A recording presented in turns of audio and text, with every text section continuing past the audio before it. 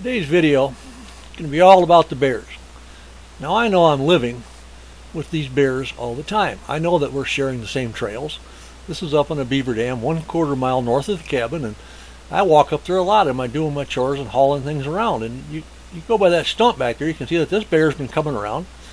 He was there in the morning for breakfast time, and I was there at lunchtime. Now that big reddish black bear, he didn't really give me any concern, but then I went up there one day and I'd put this camera up at 9:30 and I went back to here at 1:30, and these are some of the images I saw the next day. I checked the camera the next day and there was these strange images, and it looked like it was fogged up. But then I realized, no, a bear had come up 4 hours after I put the camera up, and it was taking a selfie. But the concerning part was that it came in on my stinky trail, walked right up to the camera that I had just put up, and was nosing it. Well, nosing it a little bit too much for my comfort. Fortunately, the bear didn't chomp down on my camera or anything. He left it alone, and eventually it went walking on down. This is the Beaver Dam Trail. It's 1/4 mile north of the cabin, and it eventually just went walking down.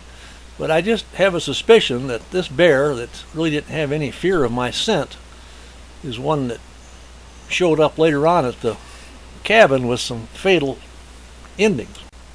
I was seeing a number of bears and numerous bear sign, and then one day I had 2 bear encounters in one day. It started with this big tree and this bear that you can see up in this tree that's coming down. Heard a noise, and I got a bear coming down. Well, as most bears do in this country, he's gone. But I didn't have time to look up there and see if there's any cubs coming down beside it, but it seemed like kind of a small bear.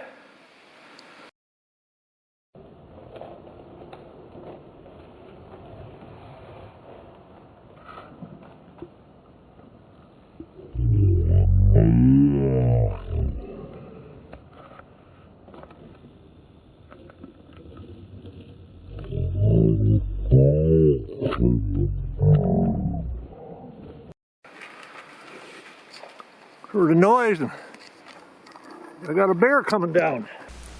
This is how all of my bear encounters, up until the one that I'm going to show you now, ended. And the one I'm going to show you ends with not good for the bear. So I'm just warning, if you want to check out, that's fine.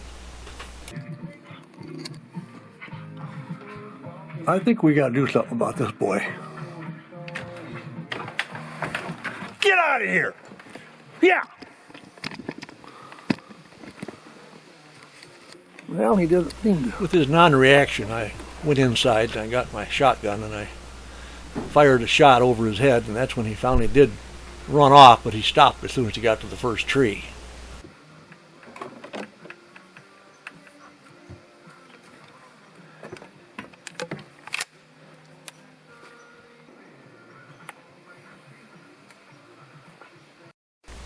To my great surprise, within 2 or 3 minutes after having fired a 12-gauge shotgun over his head, he was back into the yard again.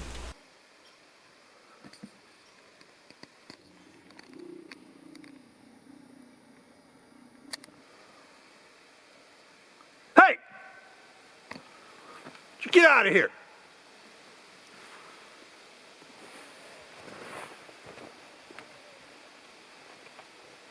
Yeah! Hey! Get out of my woodshed! You're right in the woodshed now.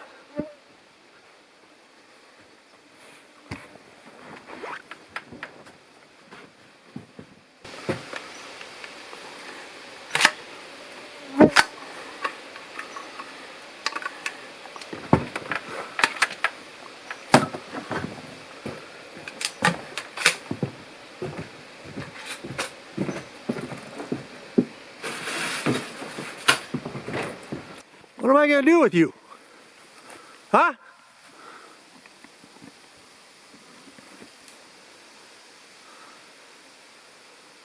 What are you going to do? What am I going to do?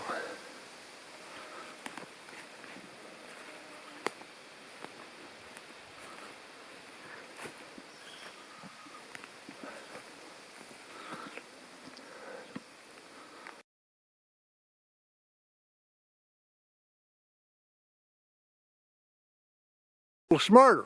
Hey! Send one more round through the trees just to chase him a little further.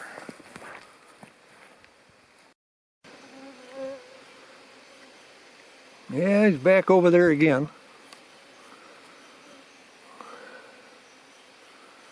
This isn't good.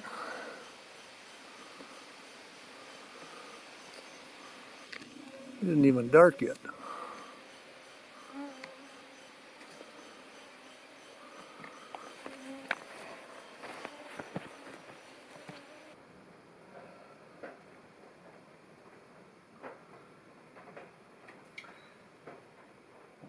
It's a stormy Sunday morning.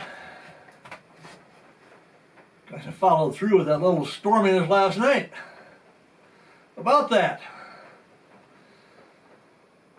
I was sitting right here at 8:10. Had the radio on. I was working a crossword puzzle, just minding my own business, and I happened to look up, and there's a bear's nose pressed against the glass of the door.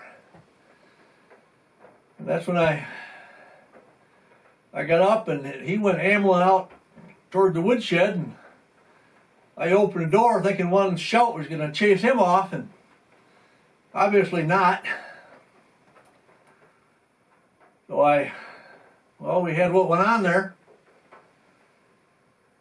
and it was 3 times. I checked the times on the little film clips I had the camera on during all that, and all of that went on inside 12 minutes.